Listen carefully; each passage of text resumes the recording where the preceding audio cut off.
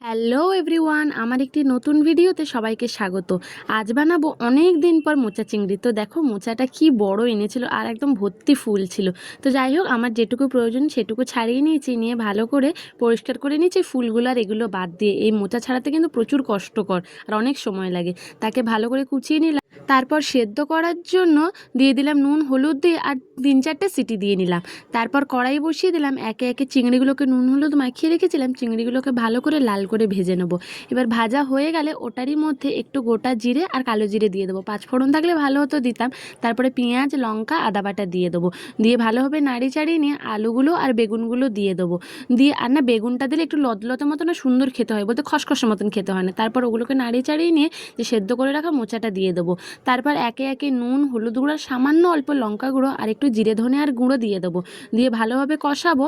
কষিয়ে নিয়ে সামান্য পরিমাণ জল দিয়ে দেবো, কারণ কষাতে কষাতে না আলুগুলো আর বেগুনগুলো সেদ্ধই হয়ে গেছে আর মোচাটা তো আমাদের সেদ্ধ করাই ছিল। সামান্য পরিমাণ জল দিয়ে ঢাকা দিয়ে দেবো।